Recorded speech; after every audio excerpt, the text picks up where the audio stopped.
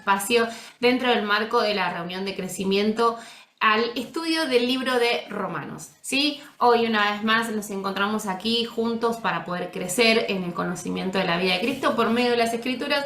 Estamos estudiando el libro de Romanos y hoy iniciamos un hermoso capítulo, el capítulo número 8 del libro de Romanos. Así es, un capítulo totalmente profundo, podríamos decir el núcleo de este libro. Romanos, por algunos estudiosos, es conocido como el Monte Everest del Evangelio, el capítulo del Espíritu Santo, el canto a la libertad y al amor inseparable de Dios.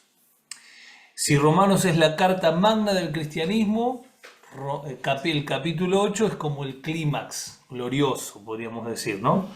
Pablo, después de haber descrito en los capítulos anteriores, como venimos hablando, la impotencia del hombre bajo la ley y la lucha del creyente con la carne, con el pecado, esa impotencia por no poder resolver con nuestras propias fuerzas y una ley que lo que hacía era mostrar pero no traer una transformación interna, comienza en este capítulo con una declaración gloriosa que marca un cambio radical, que es: por lo tanto, ya no hay ninguna condenación para los que están en Cristo Jesús. Y aquí comienza una nueva dimensión, podríamos decir, de la vida, ¿no? De la vida del Espíritu. Este capítulo nos muestra la transición definitiva del esfuerzo humano hacia la obra perfecta del Espíritu Santo en nosotros. Pablo no solo nos revela la libertad de la condenación, sino también la libertad del poder del pecado, la certeza de la filiación divina, familia, y la esperanza gloriosa de la redención final. Romanos 8 es un canto a la seguridad y plenitud de la vida de Cristo. Si en los capítulos anteriores la ley expuso nuestra debilidad, aquí se expone la victoria, se expone nuestra fortaleza, ¿no? El sustento, por decirlo de alguna manera. Claro, ¿no? A través del Espíritu Santo, ¿no? El capítulo 8 lo podemos dividir en cinco estructuras, podríamos decir. Los primeros 11 versículos va a estar hablando de la nueva vida en el Espíritu. Después del versículo 12 al 17, la adopción como hijos y herederos. Del versículo 18 al 25, la creación y nosotros aguardando la glorificación. Del 26 al 30, la obra del Espíritu en nuestra debilidad y el propósito eterno de Dios. Y los últimos versículos del 31 al 39, la victoria absoluta y el amor inseparable de Cristo. En resumen, Romanos 8 es el clímax de la carta. Fíjense esto, comienza con ninguna condenación y termina con ninguna separación, mostrando que entre ambos extremos se desarrolla toda la obra del Espíritu Santo, asegurando nuestra vida en Cristo. Nada nos puede separar del amor de Cristo, termina, ¿no? Aquí el creyente deja de vivir intentando agradar a Dios por sus fuerzas y empieza a disfrutar de la vida que Dios mismo vive dentro de él. La vida del Espíritu, la vida del Hijo en los hijos, ¿no? Del Hijo eterno en los hijos. Así que comenzamos, esta es una pequeña introducción para comenzar con el capítulo. Exactamente, ¿no? Y qué lindo porque esta seguridad y esta confianza, ¿no? Y vista por medio de las Escrituras, esto que siempre hablamos de entender de que somos hijos de Dios y de que hay algo que nos atrapa, ¿no? Y acá vemos esta seguridad de ese amor incomparable por medio de la cruz, ¿no? Y que es tan lindo, habla a cada uno de nosotros. Por eso esta declaración con la que inicia este capítulo es glorioso, que se nos sea revelado, ¿no? Que ya no hay nada que nos condene, que Cristo es todo lo que necesitamos para poder disfrutar de su vida, ¿no? Para poder seguir creciendo, esto de que siempre hablamos, ¿no? La reunión de crecimiento, es crecer en todo lo que somos por medio de la vida del Hijo en nosotros, ¿no? Bueno, fíjense cómo comienza el versículo 1. Romanos, capítulo 8, vamos a leer la versión NBI. Y el versículo 1 dice, por lo tanto, ya no hay ninguna, fíjense esa palabra, ninguna, es clave, Ni siquiera una. ninguna no Nada. no hay ni un porcentaje, ¿no? No hay ninguna condenación para los que están en Cristo Jesús. Y acá me paré un cachito porque hay algo que es interesante, que no dice no hay ninguna condenación para los que creen en Cristo, dice para los que están en Cristo. Y me atrevo a poder hacer una especie de argumento en esto, ¿no? Porque veo como una especie de diferencia entre lo que es estar en Cristo, una diferencia en decir que Cristo está en mí a que yo estoy en Cristo. Sabemos que Cristo está en nosotros, es una realidad, pero acá el autor no dice para los que en Cristo están ellos, no, para los que estamos en Cristo.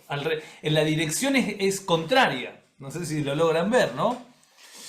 Y es interesante porque, a ver, Cristo en mí es una realidad, pero habla de la presencia de Dios en nuestro Salvador, en nuestro interior, como dice Colosenses 1:27, Cristo en vosotros la esperanza de gloria, ¿no? Y esto apunta al poder transformador que habita dentro de nosotros. Cristo como fuente de vida, fortaleza, carácter. Cristo en mí enfatiza lo que Él hace dentro de cada uno de nosotros, esa transformación que Él está haciendo. Y no es una simple compañía, ¿no? Porque no es que dice para el que está acompañado por Cristo, ¿no? O para el que cree, como recién decías, que es una actitud que nace desde mí, ¿no? Desde mi voluntad de decir, bueno, yo creo, ¿no? Y no es yo creo simplemente, o no es que Cristo es quien me acompaña, ¿no? Sino apunta a eso, que me encantó eso que pusiste, ¿no? Esa fuente de vida, esa fortaleza, ese carácter que nace desde mi interior, pero originado de su espíritu. Y eso es tan glorioso cuando lo leía, yo dije, qué tremendo, ¿no? Que se nos sean abiertos los ojos para poder comprender que no es simplemente yo creo en Cristo o conozco que está Cristo o Él es el que me acompaña, sino Él es el origen de todo lo que yo soy y de lo que puedo hacer, ¿no? Por medio de su espíritu. Tremendo, así es. Por eso esta expresión, ¿no? Cristo en mí, es como si Cristo encendiera una llama en el interior, su presencia da calor, dirección, energía, fuerza, propósito, pero es Él en nosotros llevando a cabo todo esto. Sin embargo, el versículo 1 dice para los que están en Cristo. En Cristo. La dirección es contraria. Por eso acá, yo en Cristo habla de la posición espiritual del creyente. Habla desde otro aspecto. Expresa la unión legal, espiritual y eterna con Cristo. Es la dimensión eterna y posicional de la salvación, como nos ve el Padre. El Padre nos ve en Cristo. En Cristo, claro. Qué interesante esto, ¿no? Porque acá donde nosotros nos tenemos que parar para poder tener esta identidad desde la plenitud. Porque Cristo en nosotros nos cuesta ver la identidad desde la plenitud, desde que estamos plenos, que somos perfectos, de que somos santos, pero nosotros en Cristo sí, porque Él nos recubre, porque estamos cubiertos por Él. Por eso 2 de Corintios 5:17 dice, de modo que si alguno está en Cristo, en Cristo, nueva criatura es. Estar en Cristo significa que toda nuestra identidad y justicia están cubiertas por Él. No se trata solo de tener a Cristo dentro, sino de estar contenidos en Él, protegidos, representados y justificados en su obra. Como ilustración, podemos decir que es como estar dentro del arca en los tiempos de Noé. El juicio cae afuera. El juicio cae afuera, las tempestades, los problemas, las consecuencias, pero los que están dentro están seguros. No por su esfuerzo, sino por su posición. No por su esfuerzo, sino por su posición. En resumen, podemos decir que Cristo en mí me capacita para vivir como hijo. Yo en Cristo me asegura que ya soy aceptado como hijo. Pablo en Romanos 8 comienza desde esta base. Los que están en Cristo Jesús, los que ya fueron trasladados de la vieja naturaleza, de ese Adán, de ese primer Adán, a la nueva, a este postrer Adán, Cristo. No hay condenación porque Dios ya no nos juzga en Adán, sino que nos ve en Cristo. ¿Qué? Eso, entonces el versículo 1 dice, por lo tanto ya no hay ninguna condenación para los que están en Cristo Jesús, ¿no? Así es. Perfecto. Estamos grabando, ¿no? Sí. Bien.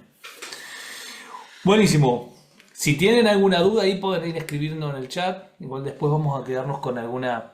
Pero qué interesante esto, ¿no? Este cambio de dirección creo que es fundamental. Estar en Cristo, ¿no? No estamos, no está solamente Cristo en nosotros, sino que nosotros estamos en Él. El versículo 2 dice así.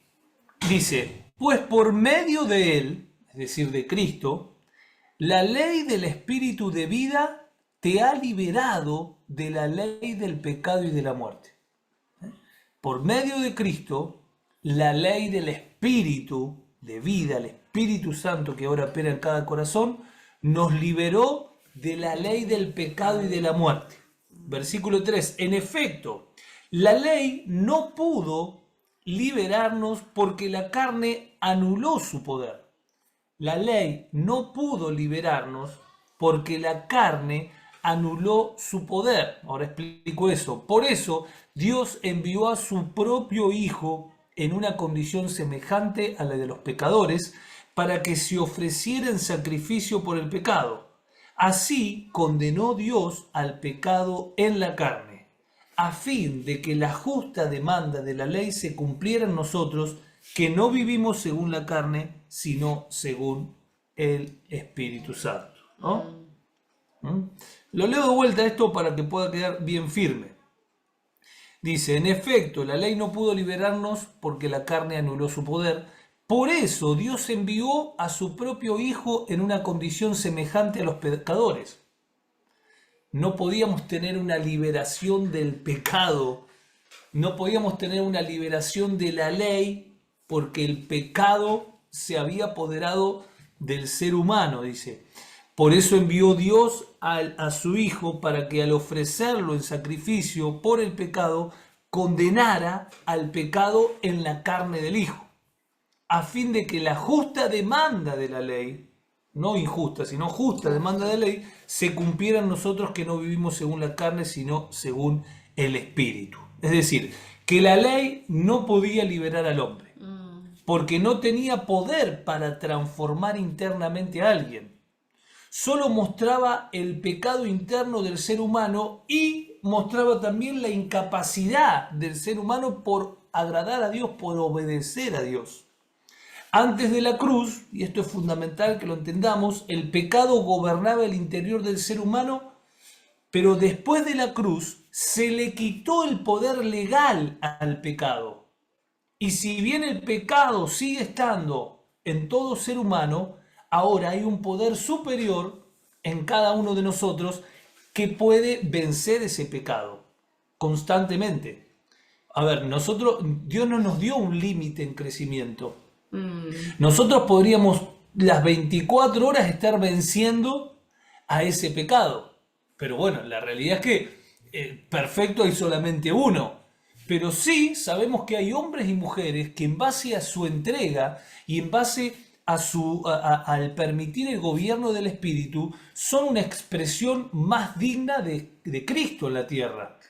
¿Por qué? Porque no le dan lugar a ese pecado y viven bajo el gobierno del Espíritu Santo. Y hacia ahí donde tenemos que ir. Todos nosotros podemos gobernar el pecado a través del Espíritu que está en nosotros, porque el Espíritu es mayor. Depende de nosotros, ¿no?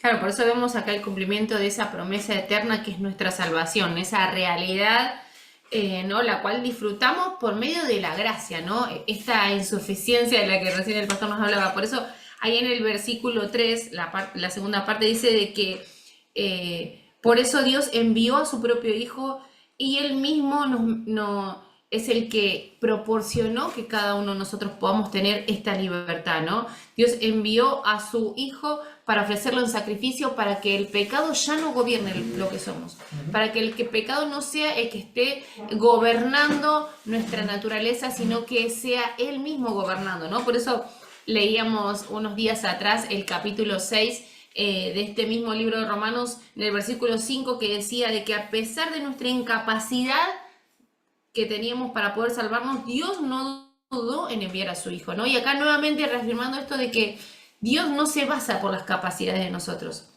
Dios lo que quiere es un corazón dispuesto, una vida rendida, una vida dispuesta a querer agradarle, y ahí es donde va a ser la diferencia, ¿no? Porque es tan importante que Él estableció un tiempo, y ese tiempo en el que su Hijo era enviado para que nosotros tengamos esa salvación ya sucedió. Entonces no tenemos que vivir en condenación, no tenemos que vivir pensando en de que yo no puedo, que yo no sé si voy a poder, porque Dios por medio de su Hijo ya nos justificó, ya vimos de que esa promesa eterna la podemos disfrutar porque no hay condenación. Y recién leímos que no dice que hay alguna condenación, dice que no hay ninguna condenación. Entonces es tan importante entender que nosotros mismos en ocasiones somos los que imposibilitamos el obrar de Dios. Por eso la importancia de poder vivir entendiendo mediante el Espíritu de que tenemos que disfrutar esa libertad de hijos, tenemos que disfrutar ese cumplimiento, ¿no? De ese sacrificio eterno que hizo de que ya la ley no sea la que gobierna nuestra vida, porque la ley lo único que hacía era exponer de que en realidad no podíamos, pero esta gracia gloriosa en la que vimos expone de que tenemos un Salvador para cada uno de nosotros, tenemos esa vida abundante para cada uno de nosotros que puede fluir a través de nosotros si nos disponemos. Así es. Y hay mucho acá, hay mucho que Dios se tiene que ir, lo tiene que ir revelando, porque no es fácil para poder entenderlo con una mente natural. Por eso dice que Dios condenó al pecado en la carne de Cristo. Cuando Cristo murió, el pecado fue condenado, se le fue quitado el poder legal para que el pecado siga estando en el ser humano, pero no tenga el poder legal, salvo que aquellos que tienen el poder legal, que somos nosotros, se lo cedamos. Por eso es tan importante poder comprender de que en nosotros está qué le damos lugar. Si le damos lugar al pecado que está en nosotros o si le damos lugar al Espíritu. Y lamentablemente esto es de todos los días. Hoy podemos ser Jesucristo, pero mañana podés transformarte en Lucifer, ¿viste? Sí. Entonces, un chiste, ¿no? Pero quiero decir de que a veces no podemos confiarnos en nosotros mismos. ¿Por qué? Porque es la dependencia constante del Espíritu Santo. Es esto del estar consciente constantemente de esa obra gloriosa, ¿no? Porque en ocasiones nos pasa esto, ¿no? Yo soy un hijo de Dios, yo sé que no me va a pasar nada, que esto, que lo otro, y me confío, y me olvido de seguir alimentando mi espíritu. Y yo no me puedo estar basando en lo que me pasó ayer, o cuando la semana pasada oré, o cuando hace un mes me sucedió tal cosa, porque la realidad es que uno no vive así, por el pasado o por el recuerdo, ¿no? Yo no puedo estar recordando, no, porque hace un mes yo comí tal comida, no, con el recuerdo no satisface tu hambre, ¿no? Sino el poder disfrutar de ese Cristo glorioso es lo que satisface nuestra vida. Entonces, el estar conscientes constantemente es lo que nos ayuda a decir, bueno, me estoy desenfocando, no, tengo que poner toda mi atención, y en ocasiones vamos a tener distracciones, nadie es perfecto, ¿no? Recién decía esto el pastor, y es así, ninguno de nosotros somos perfectos, pero cuando nos damos cuenta decimos, Dios, ayúdame a enfocarme, ayúdame a verte, ayúdame a disfrutar de esta libertad, y el Espíritu hace eso, ¿no? Porque Dios no... Acá ya hemos leído en varias ocasiones que Dios no se limita a nuestra capacidad, sino que Él necesita un corazón dispuesto, ¿no?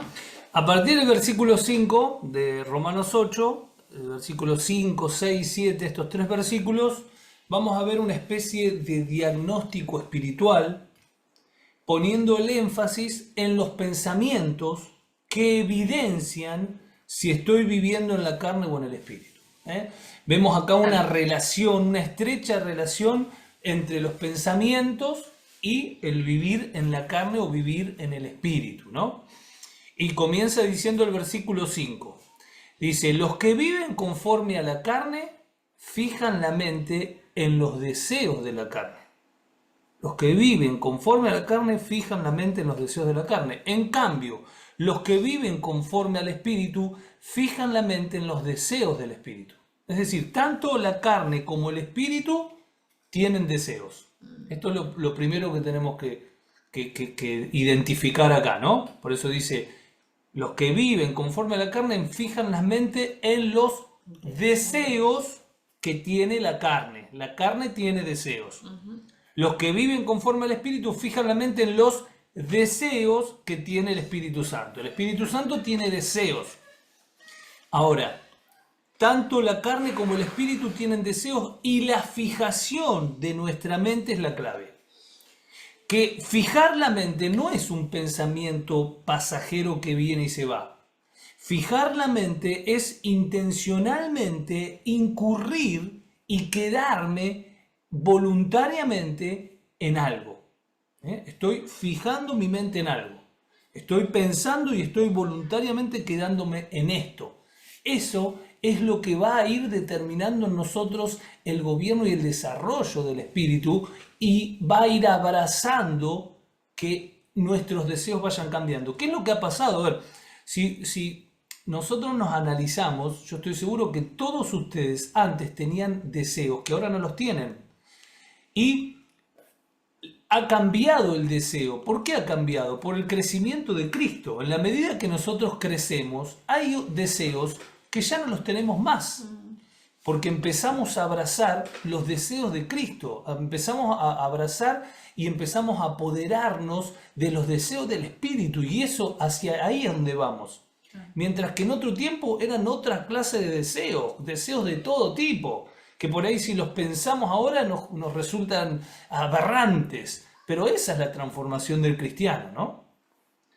Exactamente, por eso la importancia de esto del fijar la mente, ¿no? Y pensaba en este versículo conforme a los que fijan la mente, ¿no? O en el espíritu o en la carne, es lo que radica nuestra diferencia, ¿no? Recién veíamos. Y fijar la mente implica enfocar la atención y la concentración en un objeto, un pensamiento o una actividad específica. Y el objetivo, esto del fijar la mente, a ver, uno no es que fija la mente porque si no, siempre tiene un objetivo y el objetivo es mantener la mente clara y enfocada, ¿no? Y es algo que nosotros como hijos de Dios tenemos que hacer, esto de poder enfocarnos y poder empezar a reducir las distracciones que tenemos a diario, ¿no? Poder enfocarnos en decir, no, yo tengo que aumentar la productividad de mi vida. Yo no puedo estar simplemente pasando los días, ¿no? Como hablábamos el domingo en la prédica, ¿no? No puede simplemente estar pasando los días, sino que tengo que empezar a dejar algo, ¿no? Tengo que empezar a fijar la mente para poder empezar a comprender cuáles son esas gloriosas riquezas, las cuales leemos en la palabra de Dios, las cuales dicen de que son para cada uno de los hijos de Dios, y yo soy una hija de Dios, entonces tengo que empezar a fijar mi atención para poder saberla, ¿no? Para poder mantener mi atención en lo que es importante, ¿no? Como también Colosenses nos habla, pongamos la mirada en lo eterno y no en lo temporal, porque lo temporal en ocasiones un día va a estar para allá, un día para acá, ¿no?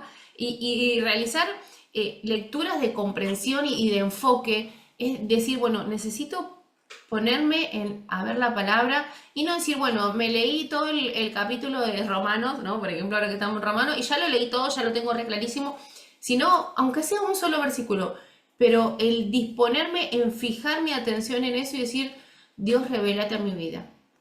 Necesito saber qué es lo que hay acá en tus escrituras, ¿no? Pero si yo no pongo toda mi atención, simplemente digo, bueno, listo, lo leo porque hay que leerlo o porque tengo que hacerlo, en realidad no desarrollo mi paciencia, no desarrollo mi comprensión, no desarrollo mi vida espiritual.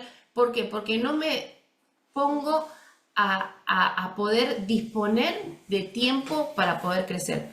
Y sin duda que es eso, ¿no? Porque los deseos del espíritu es que yo crezca en él, es que yo lo conozca cada día más, ¿no? Pero si yo no me dispongo, ¿no? Entonces yo pensaba en esto, ¿no? Entonces, ¿en qué estamos fijando nuestra atención? Y si ahora, por ejemplo, todos los que estamos ahí en el Zoom, que somos unos cuantos, ¿no? Decimos, bueno, tomemos un segundo.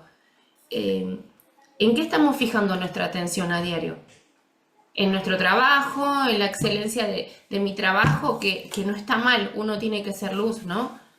estoy enfocándome en crecer espiritualmente, estoy enfocándome en qué me estoy enfocando, ¿no? Y eso va a reflejar el accionar que yo tenga, ¿no? Porque recién leíamos de que el fijar mi atención en algo va a hacer de que yo produzca algo, ¿no?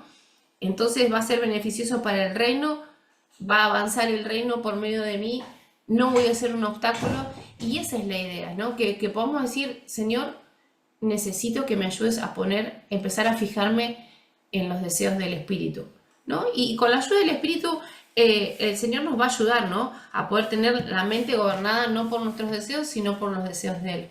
Versículo 6 dice, la mente gobernada por la carne es muerte, la mente gobernada por la carne es muerte, mientras que la mente que proviene del Espíritu es vida y paz. Y acá hay es interesante acá dos cosas. Bueno, primero el resultado de una mente que está fija en los deseos de la carne, que termina siendo gobernada por la misma carne, y el resultado es muerte, ¿no? Muerte no nos referimos a muerte literal, sino muerte de determinadas cosas, muertes de paz, de tranquilidad, de esperanza, muerte de un montón de cualidades de Dios y de la vida, ¿no? Ahora, fíjense que dice, la mente gobernada por la carne es muerte, mientras que la mente, no dice la mente gobernada por el Espíritu, que sería lo lógico, que sería lo antagónico. Dice, la mente que proviene del Espíritu. La mente que proviene del Espíritu Santo es vida y paz. ¿Por qué habla de esta manera y por qué dice esta diferencia? Porque en realidad nosotros lo que tenemos que tratar de vivir es desde la mente de Cristo, que es lo que nos dice la palabra. La palabra nos muestra ahí en 1 de Corintios 2:16 que nosotros tenemos la mente de Cristo. Es decir, Pablo está diciendo que por el Espíritu el creyente participa de la mente del Hijo. No se refiere solo a tener ideas correctas o pensamientos piadosos, sino a una capacidad espiritual de entender y de discernir las cosas de Dios desde la perspectiva de Cristo y no desde la perspectiva natural o humana. Por eso este es el desafío nuestro, ¿no? Entender de que como hijos de Dios tenemos que caminar desde esta mente de Cristo que la aportamos por medio de tener al Espíritu Santo, que cambia nuestra perspectiva y que nos hace vivir desde otro lugar. Si nosotros elegimos ser influenciados por este sistema, lo que vamos a tener es una mente cargada de temporalidad, cargada de frustraciones, cargada de cuestiones que pueden ser reales a los ojos naturales, pero no reales a los ojos de Dios. En cambio, si nosotros nos paramos y elegimos cada día caminar desde la mente de Cristo, la mirada a la vida que vemos va a ser completamente distinta. Porque de eso se trata la vida cristiana, ¿no? De que cambie nuestro entorno, sino que nosotros lo veamos distinto. Porque nosotros vivimos de acuerdo a lo que vemos, desde acuerdo a nuestra perspectiva. Ahora, continúa diciendo el versículo 7, la mente gobernada por la carne es enemiga de Dios, pues no se somete a la ley de Dios, ni es capaz de hacerlo. Y qué valor esta comparación, ¿no? En el versículo 6 que recién leía el pastor y ahora el 7, ¿no? La mente gobernada por la carne es muerte, mientras la que viene del Espíritu te da vida y paz. La mente gobernada por la carne es enemiga de Dios, dice, y no se somete porque es incapaz de someterse, incapaz de hacerlo. Vemos esta comparación tan clara en el resultado del disfrute, ¿no? El disfrute de la mente que tiene paz, el disfrute de la mente que tiene vida, ¿no? Que es gobernada por el Espíritu, porque sin duda cuando uno tiene paz, entra en una especie de disfrute, ¿no? Cuando uno tiene esa vida, esa vitalidad, vos decís, tengo ese Cristo que lo llena todo y uno lo disfruta, y vos capaz que estás en un lugar, no sé, para los ojos naturales capaz que no es un lindo ambiente, pero tenés adentro una paz, una alegría, y disfrutás de ese momento y de ese tiempo y no necesitas otra cosa que esa plenitud que está dentro tuyo, ¿no? Y qué bárbaro, porque eso lo permite la mente que está gobernada, ese gobierno del Espíritu en cada uno de nosotros. Ahora dice, los que no tienen esa mente, es decir, los que son gobernados por por la mente de la carne, por el enemigo. Dice que no solamente no disfrutan de la paz, sino que es enemiga de Dios, ¿no? Y esto es tan importante de poder tenerlo en cuenta, ¿no? El estar gobernados por nuestra carne, por nuestros deseos, no solamente es estar apartado de lo que Dios quiere, sino que es estar siendo enemigos, ¿no? Y cuando vos sos enemigo de alguien, sos rival, no es que estás sentado compartiendo, ¿no? Y que me encantó este adjetivo que utilizó de enemigo de Dios, ¿no? Como evidencia de que no puede comprender lo que es vivir bajo los parámetros de Dios, no puede comprender lo que es vivir bajo la plenitud. Y ese disfrute de paz, de vida, que genera el vivir en el Espíritu, no se puede hallar, ¿no? Y está bueno recalcar que no se refiere a que el ser humano es el enemigo, sino que pone a la mente como en una tercera persona, ¿no? Es decir, la mente termina constituyéndose como enemiga de Dios. ¿Por qué? Porque no se quiere someter al gobierno del Espíritu, ¿no? A la ley de Dios, que es el gobierno del Espíritu. El versículo 8 dice, los que viven según la carne no pueden agradar a Dios. Y qué lindo es esto, porque si bien nosotros vemos a Dios como un Dios glorioso, poderoso, omnipotente, no tenemos que olvidar de que podemos agradar y también podemos desagradar, porque si dice que podés agradar a Dios, porque también podés desagradar a Dios. Es decir, Dios puede encontrar un agrado en nosotros o puede encontrar un desagrado en nosotros. Y si bien sabemos que nuestras obras, las obras no nos hacen ni más ni menos, porque ya Cristo hizo todo por nosotros, acá vemos un Dios que se agrada de hijos que viven en el Espíritu y que actúan siendo un resultado de la vida del Espíritu y no de la carne. ¿Por qué? Porque enfatizan su vida en poder hacer lo que a Dios le agrada y en lo que Dios quiere y vivir en el querer de Dios, ¿no? Y esto como que nos lleva a una motivación, ¿no? ¿Cuántos de nosotros no hemos dicho yo quiero agradar a Dios, ¿no? Yo quiero, hasta en oraciones, yo quiero agradarte a vos, quiero que te agrades de mí. Porque quiero hacer tu voluntad, porque, a ver, lo amamos tanto que queremos que nuestra vida sea agradable delante de Dios. Queremos, no sé si congraciarnos, pero poder traer alegría al corazón del Padre. Y qué bárbaro eso, porque yo pensaba en esto, en lo que es agradar a Dios, y que en ocasiones hemos entendido, vos dijiste esto tan importante, el ejemplo del realizar las obras, ¿no? En ocasiones habíamos entendido de que, bueno, si yo ayudo, estoy agradando a Dios, si yo hago, ¿no? Y en realidad eso termina siendo vivir en la carne. Porque yo digo, bueno, no, pero el vecino de la esquina necesita algo, yo voy y lo hago. Y en realidad Dios te está enviando a hacerlo. Y en realidad es la respuesta al pedido de Dios el que vos hagas eso, o es en realidad el que vos quieras hacer una obra porque te parece buena, ¿no? Y eso también nos ayuda a poder entender de que si somos gobernadas por la mente del Espíritu, entonces lo que yo voy a hacer no va a ser simplemente bueno para los ojos humanos.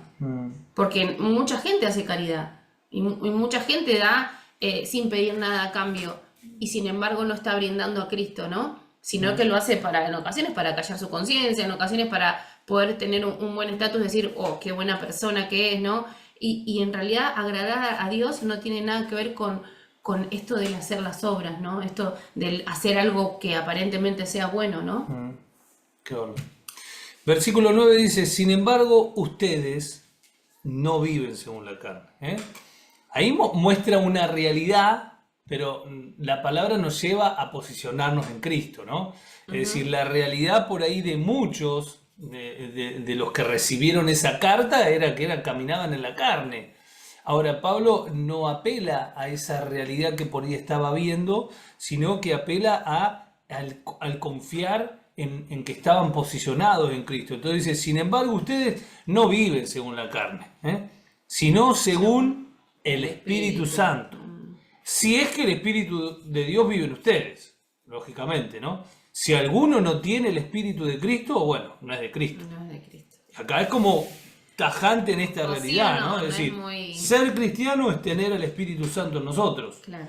No tener al Espíritu Santo en nosotros es no estar en Cristo. Por eso nosotros como doctrina no creemos en que, bueno, aceptás a Cristo y después tenés que orar para que venga el Espíritu Santo. Porque si no, se estaría contradiciendo con la palabra. La palabra dice, estar en Cristo es tener al Espíritu Santo. No tener al Espíritu Santo es no estar en Cristo, ¿no? Después hablaremos del gobierno, hablaremos de, bueno... Sí, de ese crecimiento que uno va teniendo, la manifestación de la vida del hijo, ¿no? Esto de que siempre decimos de que empieza a manifestarse algo diferente en nosotros, que es ese Cristo que empieza a crecer en nosotros, pero... Y en esto, ¿cómo nos damos cuenta? Por los frutos, por el resultado. A ver, el resultado es el que determina dónde estamos parados. Los resultados son los que determinan. No lo va a determinar si yo hablo lengua o no hablo lenguas, si yo puedo tener dones visibles o no dones. Los resultados de mi vida en Cristo. Mi vida en Cristo es lo que va a determinar si yo tengo al Espíritu Santo, porque el Espíritu Santo, a ver, siempre va a buscar lo espiritual. Va a buscar el querer alimentarse, va a buscar, va a buscar a Dios, lo va a buscar, va a haber una inclinación natural en eso. Claro, no errar, sino esto que hablábamos recién, decir, uy, no, necesito pasar tiempo con Dios, necesito crecer, me estoy desenfocando y ir en pos de eso. Porque si yo digo, me estoy desenfocando, bueno, no importa, no es lo mismo a decir, no, algo está sucediendo, hay una alerta, ¿no? Y querer ir en pos de eso. Ese es el fruto que empieza a evidenciar de que hay una transformación interna. Algo adentro está sucediendo y es ese Cristo que va creciendo. Ahora dice el versículo 10, pero si Cristo está en ustedes, el cuerpo está muerto a causa del pecado. Es decir, el cuerpo sigue sufriendo las consecuencias del pecado, podemos decir. Pero, vemos la antagonía, el espíritu que está en ustedes es vida a causa de la justicia, ¿no? A causa de haber sido justificados por Cristo y estar parados en una posición de justos delante de Dios. Y si el Espíritu Santo de aquel que levantó a Jesús de entre los muertos vive en ustedes, el mismo que levantó a Cristo de los muertos también dará vida a sus cuerpos mortales por medio de su Espíritu que vive en ustedes. Es decir, el Espíritu Santo se terminará manifestando en nuestros mismos cuerpos. Sí. Si bien el pecado está en nuestros cuerpos, el Espíritu Santo termina gobernando todo. Claro. El Espíritu Santo está en nosotros, nuestros cuerpos mortales están a causa del pecado en esta lucha, pero el Espíritu vivifica absolutamente todo y la manifestación del Espíritu termina saliendo hasta por tus poros. Es algo que no se puede detener. Cuando empieza a gobernar todo en nosotros, vos decís, hay algo diferente, hay algo que pasa. Y es esa manifestación de esa vida, ese disfrute de la vida, como recién hablábamos, ¿no? De que no importa la circunstancia, importa qué es lo que está gobernando mi vida, mi mente, mi accionar, ¿no? Así es. Qué bárbaro, qué hermoso. Versículo 12 dice, por lo tanto, hermanos, tenemos una obligación, pero no es la de vivir conforme a la carne. Y esto quiero analizar un cachito este versículo porque parecería como que tenemos, como que hay una obligación, y nos pondría en un lugar de obras, por decirlo de una manera. La Reina Valera dice, tenemos una deuda, y hay otras versiones que por ahí lo explican un poco más. Por ejemplo, TLA dice, por eso, hermanos, ya no estamos obligados a vivir de acuerdo con nuestros propios deseos. ¿Ven? Acá lo explica mucho más claro, es decir, ya no estamos obligados. Antes de la cruz éramos obligados, éramos esclavos de nuestros propios deseos. No teníamos poder para hacer otra cosa. Éramos esclavos de nosotros mismos. Después de la cruz no. En la NTV dice, por lo tanto, amados hermanos, no están obligados a hacer lo que su naturaleza pecaminosa los incita a hacer. Hay una incitación, te está incitando hacer. Antes de la cruz te incitaba o nos incitaba y no teníamos poder para poder resistir. Ahora sí. Ahora el Espíritu Santo tiene poder y es mayor que cualquier tentación que pueda venir desde nosotros.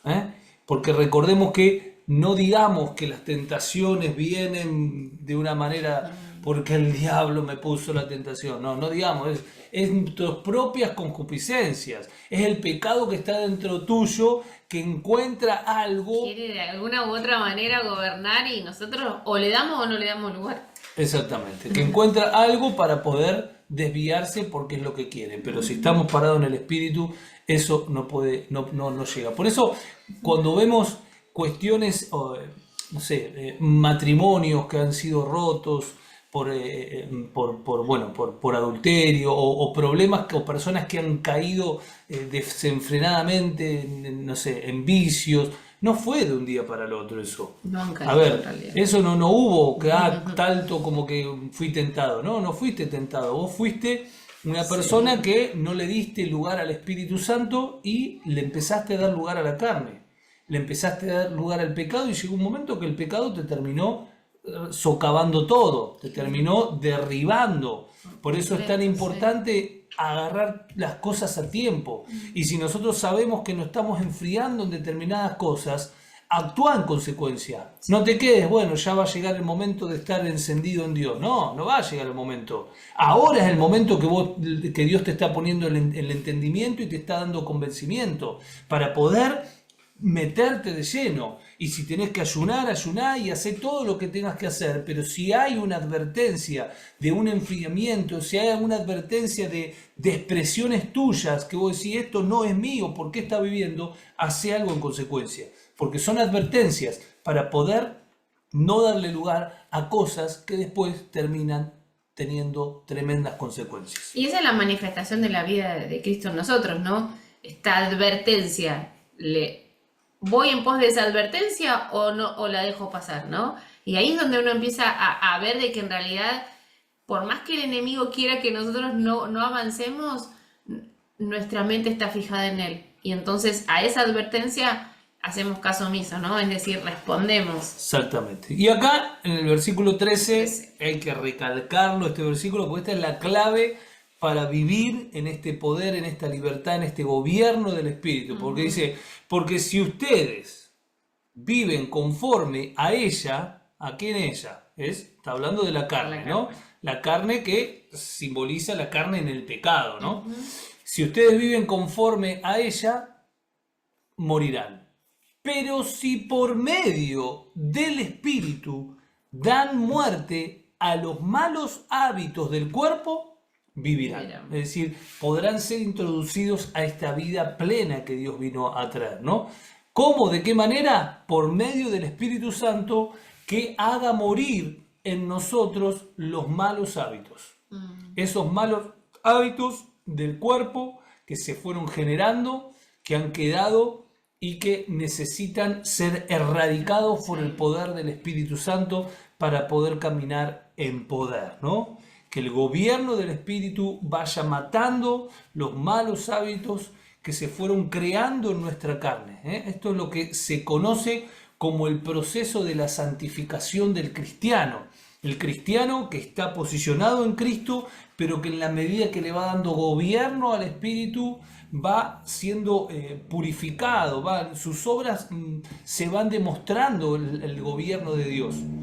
Por eso es imposible que un cristiano sea siempre igual, porque Dios no es siempre igual. Dios siempre te va llevando a una mayor perfección, perfección de los pensamientos. Lógicamente que los tiempos nuestros no son los tiempos de Dios. Por ahí nosotros nos vemos y decimos, hace meses que estoy igual, pero a ver, Dios no te evalúa a través de meses. Dios te evalúa a través de lapsos más grandes. Y Dios no ve lo temporal, ve lo eterno que va creciendo en cada uno de nosotros, que a veces en ocasiones nosotros mismos no nos damos cuenta hasta que por ahí pasa esto que recién decíamos, que se evidencia, que decís, no sé cómo surgió, pero... Y tiene que ver con eso de que cuando empieza a gobernar todo lo que somos, y eso es lo que Dios ve en cada uno de nosotros, que en ocasiones nosotros no lo vemos de manera visible, pero adentro nuestro, cuando dejamos que Él obre, Él empieza a orar, empieza a quitar, ¿no?, estos malos deseos, estos malos hábitos, empieza a generar sus ideas, su deseo en nosotros, y por ahí toda esa transformación interna nosotros no la vemos materializada en algo, pero hoy ¿no? Pero después, a medida que va pasando el tiempo, vemos que hay algo diferente, ¿no? Así Y es. es ese lugar que le damos al gobierno de su vida en nosotros. Versículo 14. Exactamente, el versículo 14 dice, porque todos los que son guiados por el Espíritu de Dios son hijos de Dios, ¿no? Y acá vemos una declaración y una aclaración muy importante a tener en cuenta, que es: todos los que son guiados por el Espíritu de Dios son hijos de Dios. El que no es hijo de Dios no puede ser guiado por Dios. Dicho en mágicas palabras, ¿no? Esta revelación que el Señor me dio. Es tan importante, es entender esto, ¿no? El que es hijo de Dios es guiado por Dios. Y acá dice que todos son guiados por el Espíritu, es decir, todos los hijos somos guiados. Y no es solamente en qué hacer, es mis pasiones, como recién leíamos, esto de dejar a un costado mis pasiones, mis deseos, ¿no? Y entonces ese entendimiento y ese reconocimiento al que tengo que llegar, poder lograr comprender, es esa confianza en mi vida que debe ser siempre: estoy sustentado por Dios. Porque si soy un hijo de Dios, voy a ser guiado por Dios. Si soy un hijo de Dios, la expresión de su hijo va a estar en mí, ¿no? Pero yo tengo que disponerme, ¿no? Y eso nos da una libertad, nos da una confianza, nos da esa tranquilidad de esto, de entender de que yo puedo descansar en que Él va a guiar todo lo que soy, ¿no? Porque cuando ya no dejo que mis pasiones gobiernen, no dejo que mis deseos gobiernen, no dejo que mis malos hábitos, como recién leíamos, sean los que gobiernen, se va a empezar a evidenciar otra situación en mi vida, en la que voy a empezar a disfrutar del no solamente saberme hijo, sino del crecer en él, en el conocimiento de su vida, ¿no? Y me da esta libertad, ¿no? Que nos habla el capítulo que Ahora, sigue, ¿no? es interesante saber de que, a ver, muchos hijos de Dios no son guiados por el Espíritu Santo y no por eso dejan de ser hijos de Dios. A ver, lógicamente que todos nosotros nos equivocamos en decisiones. Y cuando hay una equivocación en nuestra decisión, lógicamente no fue el Espíritu Santo el que me guió, pero yo no dejé de ser hijo No. de Dios. Entonces acá lo que nos está planteando es un hijo de Dios que expresa a Cristo, un hijo de Dios que manifiesta, que vive en el gobierno, que puede mostrar la vida de Dios, tiene que ser guiado por el Espíritu Santo. Y ese guiar en el Espíritu Santo tiene un precio para nosotros. No es que nosotros nos guiamos y decimos, bueno, ¿qué hago? Decime ya, porque si no voy a la derecha. ¿Voy a la derecha o a la izquierda? No. No tiene. Es agarrar y decir, no, yo no me quiero plantar, no quiero tomar una decisión hasta no entender lo que Dios quiere hacer en esto. Y tener un corazón humilde y decir, bueno, si vos querés que haga esto, hago esto. Si vos no querés que haga esto, hago esto. Y si vos no me decís nada, bueno, espero. Y en ese esperar, en ese pararme en una posición de decir, acá me quedo hasta que vos no me digas, es el más difícil del cristiano. Porque todos los cristianos en algún momento dicen, bueno, Dios decime qué hago, pero no esperan hasta que Dios les diga qué haga. Es decir, todo cristiano dice, guíame, Dios, guíame para saber qué tengo que hacer, pero no esperan a que Dios los guíe. Y muchas veces se escudan en sus deseos, decir, no, sí, Dios me guió, pero en realidad fue una mosca que pasó hacia la derecha y vos dijiste, fue la señal, que Dios me dijo que a la derecha, pues vos querías ir a la derecha. Entonces, el esperar en las decisiones de Dios es lo más difícil, pero es lo que necesitamos. Y ahí en el esperar, en el contemplar, en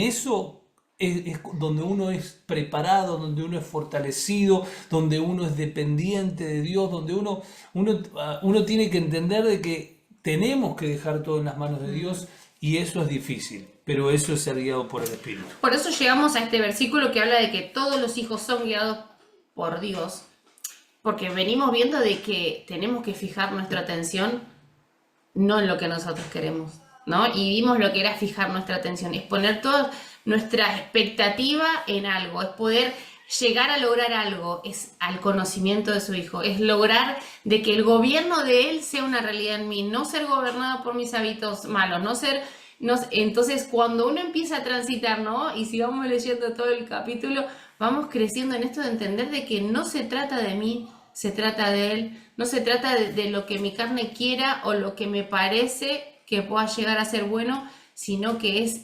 rendir todo lo que soy a Él. Y entonces ahí me voy a dar cuenta de que si soy un hijo, voy a ser guiado por Él.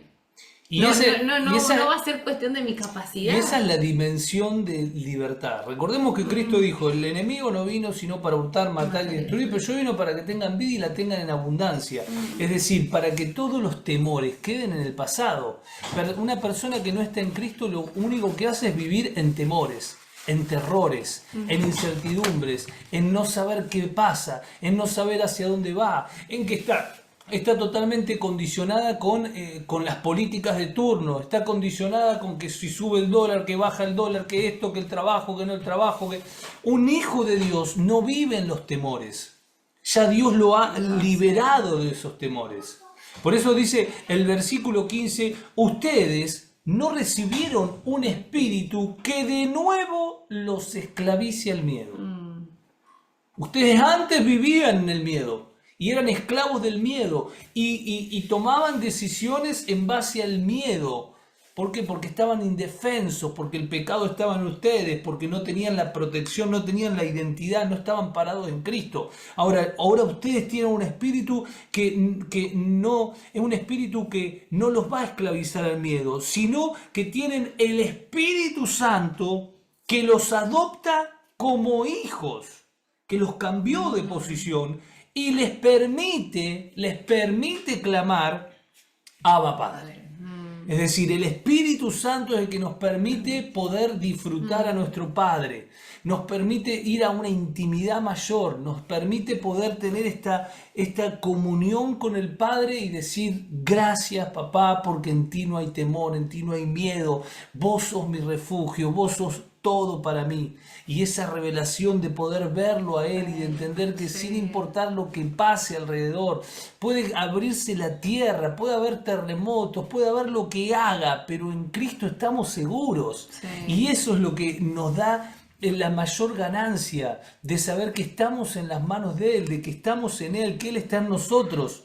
No estamos más en temor, no estamos en terrores porque Cristo es el que ha hecho que nuestras vidas estén protegidas en sus manos y que nos permite clamar Abba Padre. Ya no es un Padre lejano. Y fíjense ustedes, a lo largo de la historia, como Dios desde un principio era Jehová, ese Dios lejano, que no podía tener una relación y una comunión con una raza caída, con un pecado. Pero después de Cristo llegó Cristo y dijo, este es mi Padre. Y después de Cristo, Cristo se impartió en la iglesia a través del cuerpo y vamos a una dimensión mayor. Ahora no es solamente Padre, es Abba Padre. Y vemos esta intensidad en esa cercanía hacia nuestro Dios, hacia nuestro Padre, ¿no? Que nos permite disfrutar de esto. Ahora el versículo 16 dice, y el mismo Espíritu asegura a nuestro espíritu que somos hijos de Dios. Hay una certeza, hay una certidumbre. Es decir, el Espíritu Santo es el que le asegura a nuestro espíritu, somos tripartitos, espíritu, alma y cuerpo. El Espíritu Santo es el que convence, el que da entendimiento, el que redarguye, el que le hace entender al espíritu nuestro que somos hijos de Dios. Claro, y asegurar es mucho más que decir algo. No es que simplemente le menciona a nuestro espíritu o le dice a nuestro espíritu o solo le hace saber. Asegurar implica una mayor certeza, un mayor compromiso en el cual estás dando la palabra, estás garantizando. Un asegurar es una garantía, ¿no? De algo, de una verdad que va a ser cumplida, que es ese Espíritu de Dios está en cada uno de nosotros, ¿no? Y me gusta, Reina Valera dice, a donde habla de que asegura nuestro espíritu, en Reina Valera dice, da testimonio a nuestro espíritu, ¿no? Y es tan hermoso esto de no solamente sabernos hijos, saber que somos herederos, sino también tener esa seguridad, es tener esa certeza, es saber de que eso se cumple en cada uno de nosotros, es que somos hijos de Dios y que no hay ningún limitante nuestro que pueda separarnos. No hay ningún error que podamos cometer a diario que pueda separarnos de ese amor. No hay nada que nosotros como personas podamos decir, no, lo que pasa es que a mí no me sale o no puedo. No hay nada que pueda separarnos. Porque Él dice que Él es el que nos amó, Él es el que dio a su Hijo. Y Él es el que por medio de su Espíritu asegura al nuestro que somos hijos. Entonces no importa si fallamos, no importa si en ocasiones ni siquiera nos acordamos, no hay esto de decir que tenemos que estar conscientes de que tenemos la mente de Cristo, porque no importa si en ocasiones no lo hacemos. Él nos ama y Él por medio de su Espíritu es el que nos asegura esta identidad como hijos, es el que asegura a cada uno de nosotros, es el que nos da ese testimonio que necesitamos para poder disfrutar de su plenitud. Y para poder decir esto, de decir Abba Padre, es una expresión la cual es cercana. No es mi jefe el que no veo, no es esa persona en la que no puedo confiar, es todo lo contrario. Es esa vida que fue impartida a mi vida y de que soy un hijo y que tengo esa seguridad, solamente Él nos la da, ¿no? Y no se limita a lo que nosotros tengamos la fe o no tengamos, porque en ocasiones no tengo la fe como para poder creerlo. No importa. Tu espíritu va a asegurar al tuyo que sos un hijo. Y a medida que vayamos creciendo como hijos de Dios, vamos a poder empezar a disfrutar de esta certeza de ser hijos, ¿no? Tremendo. Y versículo 17 y último, o vamos a leer hasta acá, dice, Sí, yo sé. y si somos hijos, si esta realidad está en nosotros consumada por Cristo, somos también herederos, porque un hijo es heredero. ¿Herederos de quién? Herederos de Dios. Y coherederos con Cristo, es decir que compartimos una herencia con Cristo como Él, nuestro hermano mayor.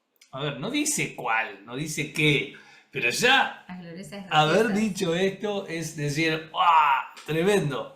Ahora dice, pues si ahora sufrimos con Él, y esto es importante también recalcarlo, cuando la palabra nos habla de sufrir, cuando la palabra nos habla de ser un mártir no es solamente aquel que entrega su vida para ser lacerada y apedreada.